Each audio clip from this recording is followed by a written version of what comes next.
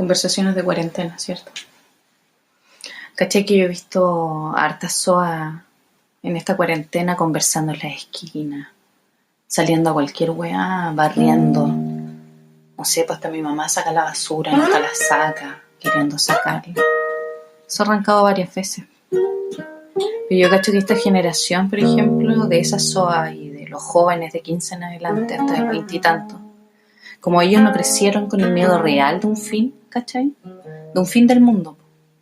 Como yo, por ejemplo, y mi generación, que vivimos en 1999, 16 o 17 años, miedo real a perder la vida de manera colectiva. Pues, bueno. Porque 1999 es un año de fin. Pues. Yo lo creí. Me juntaba con mis amigos a conversar de esa, pues.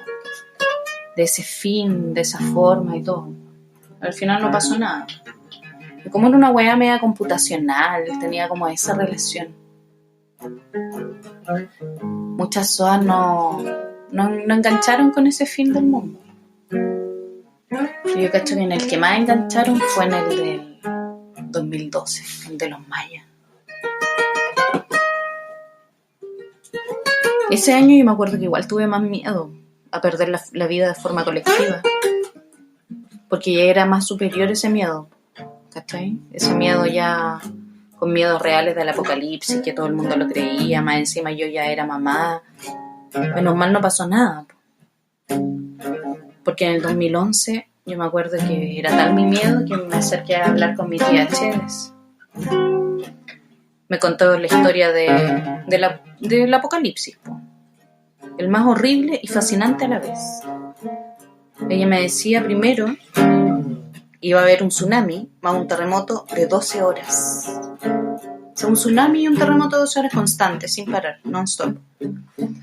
La segunda parte era que llegaba un ángel exterminador, llenaba de luz todo el exterior y destruía todo lo que quedaba por destruir.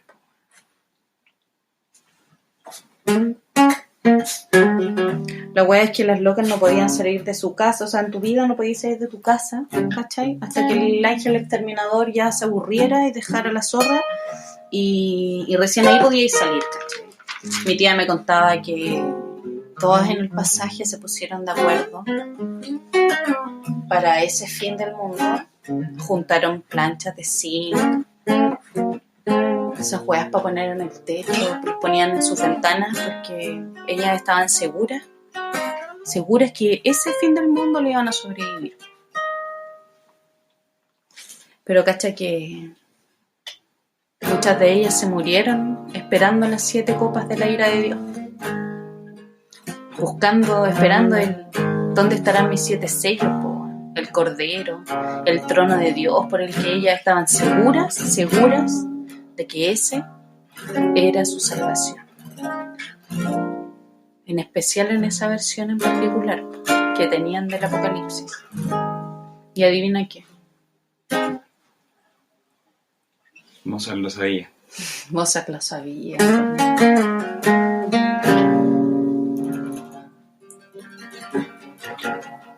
Buena muchachada, ¿cómo están? Todos los cabritos. Esta es la segunda versión de respuestas que nunca tuvieron pregunta. La wea. Al principio era un podcast solo mío. Hoy casi dije podcast. Como mamá. Podcast. Era un podcast solo mío. Ahora decidimos de que como estamos en cuarentena, era mejor hacerlo juntos. O sea, y cuando decimos juntos nos referimos a ustedes, por supuesto. Claro, a todos. No, mentira. Esta weá no es para nadie, weón. No, es para todos. Es para nosotros y para todos, porque en verdad que es una manera también de comunicarnos. Una oda al ser. Sí. Simplemente. Sí, a la humanidad. A la humanidad. Amor por sobre todas las cosas. Hoy día queríamos hablar de música, pero vamos a hablar de 2 discos que nos parecen muy importantes, entretenidos y relevantes, vitales para la historia de la humanidad. Y más que nada para que los escuchen, pues cabrón. Ahora que estamos en cuarentena, tenemos tiempo. aprovechen. Tenemos tiempo de escuchar Además de que yo me quejo mucho, en particular, de que hemos bajado mucho la escala de talento, de apreciar la música en general, que yo creo que esta cuarentena también es una llamada como a acercarnos más a lo esencial, ¿sí o no, Basti? A las cosas más que tengan más peso, igual Claro. que tengan más que decir, pues. Sobre todo con el arte, creo que tenemos que ponerle mucha oreja a eso, porque Sí, po. finalmente es nuestra única herramienta, es la herramienta silenciosa pero más eficaz en contra de todo lo malo y la mejor forma de comunicar. O la peor. Claro, depende. O la peor, pues en caso de la música basura. Entonces ahora en casos de música selecta o Ya. música muy importante o muy vital en la historia de la música en la humanidad, como decía Bastián. Hoy día queríamos conversar de el Revolver de los Beatles, que es un disco súper importante para el rock, sobre todo porque se considera, para muchos consideran este disco como el primer disco de rock psicodélico de la historia. A mí en lo personal me gusta más que la cresta este disco, porque siento que aquí la banda todavía tenía esta energía que tienen las bandas, así cuando... O sea, la musicalidad es pulenta, todos sabemos eso, los guanes tocan ultra bien, ¿cachai? Y los temas son súper buenos, pero aparte de eso siento que allí ellos todavía como que irradian esa energía de... La voluntad de lo que querer es, claro, estar. y más, y Ah. de la amistad, ¿cachai? Claro. Esa weá que yo creo que si algún músico llega a escuchar esta weá y ha tenido alguna banda con amigos, ¿cachai? Claro. Más allá de tocar bien o cómo suene, Claro. y entiende esa conexión y esa energía que se da cuando uno tiene una banda con amigos, ¿cachai? Siento que aquí se siente caleta todavía, ¿cachai? En los Beatles. Y puta, los locos experimentaron así caleta, ¿cachai? En cómo grabaron la weá. En ese tiempo no había muchos recursos para grabar, ¿cachai? Mira, estamos hablando Del 66. del 66. En ese año salió el Revolver. Del 66.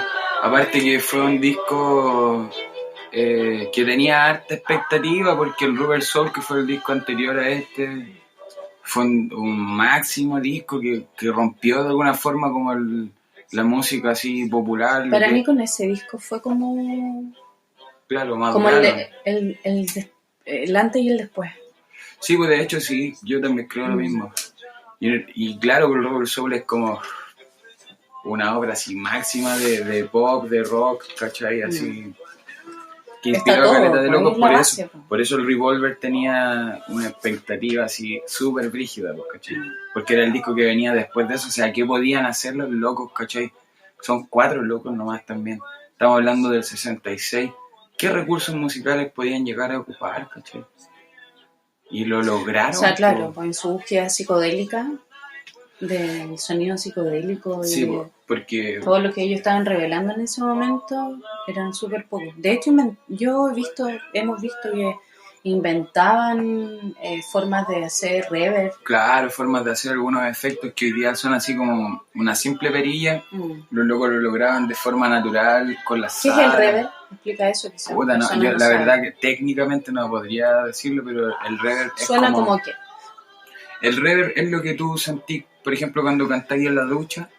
Ah, claro, el retorno. Sentís como... que suena como llenito, sí. Así como, ¿por qué hay reverb? ¿Cachai? Y en las grabaciones igual eso sirve para retocar esas cosas. Ellos ¿cachai? lo hacían como en unos cuartos muy amplios. Claro, los locos. Y los ponían como unas placas de aluminio. Claro, como que los locos recreaban el reverb así de forma natural, por así decirlo. La wea más análoga que la mierda. La wea capa, súper capo.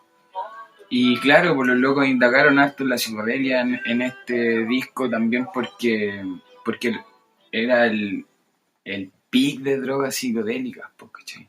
De experimentación. Estamos hablando de no sé, pues del LSD en un estado súper puro, ¿cachai? Lo que hoy día se puede encontrar como LSD, si es que no te encontráis un emboom, ¿cachai? Con suerte. No encontráis... No es lo mismo. No, pues para nada, pues los locos, no sé, pues venden estampillas así de 300 UG. MG, Uge. Uge, claro, y esa weá ni existe, po, weón. Claro. ¿Qué weá les pasa a los weones? Bueno, así que también para todos los droguitos que están escuchando esto, si les quieren vender una estampilla de 300 UG, no existe, weón, no existe. Así que ahí hay una respuesta, weón, que nunca tuvo una pregunta en este maldito programa, weón, pero una weá más útil que la mierda, así. ¿Cachai? Mi mamá está golpeando, chicos. Oh, chicos. No, esto es más casero, no puede ser. Esa es una maldita respuesta que nunca tuvo una pregunta, weón, pero es más útil que la chucha. Ya, pues, volviendo al tema, este fue el apogeo de las drogas psicodélicas, ¿cachai? En esta década, entonces los locos, Mucho obviamente, claro, lo retrataron en su música, transformaron la rola, el rock and roll en una obra mucho más sublime, así, más profunda. Tengo risa. ¿Por qué? Porque durante muchos días hemos intentado grabar, nos quedamos dormidos, esperando la noche, porque es el momento más silencioso y tranquilo de poder grabar. Claro, voy a llegar adentro de tu mamá. Y ahora mi mamá, claro, a decirme una respuesta que nadie le preguntó. Esa sí que fue la máxima respuesta sin pregunta. La máxima respuesta de este programa al menos. Claro. Nunca les voy a decir la respuesta que me dio mi mamá. En este programa, en el próximo quizás. En el próximo quizás. Oye, esta canción no sé si se escucha. Lo vamos a un poquito más de volumen. Solo estoy durmiendo. Claro. Esta canción de hecho como que retrata mucho como los tiempos de John Lennon. Y el loco igual no... El loco estaba como atrapado, parece, así. ¿Cachai? Pero la weá es que el loco consumía LSD y se quedaba en la casa, así como que, weón, y... Solo dormía. Claro, que dicen que era bueno igual para el tipo. El tío John. Sí. Y también eso me evoca mucho a Young, a Carl Young. Juan dormía caleta. Es que en esos estados, como que podéis tener ciertos periodos de vividez, pero a un nivel muy, muy espiritual. Sí, de hecho cuando uno hace o quizás metafísico, ¿cachai? Cuando uno hace lutito como que el cerebro libera, o sea, no el cerebro, la glándula pineal. Sí. Libera las dosis ínfimas de DMT. Y demás que sí, pues sí. El DMT es la molécula de Dios. Metiltriptamina, yeah.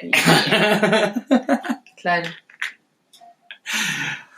La mejor molécula. Se libera cuando uno nace, cuando uno duerme y cuando uno muere. Oye, ¿esta nada que ver? ¿Se coló esta canción? No, se coló, si este es de Abbey Road. Qué vergüenza, weón. Esta van tenía que pasar. Me encanta esta canción, me ganas de dejarla, pero no, si estamos en el sí, estamos en el Revolver. Después nos vamos para allá. Sí, pues cabrón, algún día vamos a tener una weá así tan full production. Y puta, weón, este disco ideal, cabros, para irse en la mansa para así, corte y fome. Sí.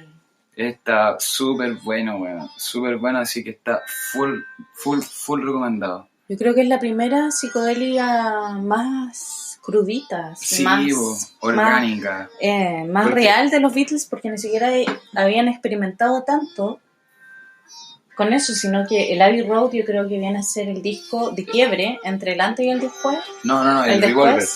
No, para mí. Pero el Abbey Road es el último. Ah, perdón, ¿cuál es el Rubber Soul? El Rubber Soul, sí. De eso estoy hablando, siempre se me confunde. Sí, siempre me pasa caleta. Caleta. Qué chistoso. ¿Seré? Ya. Entonces el Abbey Road de nuevo. El Rubber Soul. El Rubber Soul. Para mí viene a ser el punto de quiebre entre el antes y el después de los Beatles. ¿Cachai? Entonces el Revolver viene a ser... Band y la banda, sí, y la banda de que tiene conexión directa con Dios y el rock and roll. Yo creo que es la base de la evolución musical evolutiva. ¿Cachai? Están los Beatles, luego viene otro anillo evolutivo, en espiral ascendente, todo el rato. Los Jaivas Congreso ahí también participando de toda esa escala. Oye, sí, y ahí la luz se está tirando elipsis de lo que viene. Porque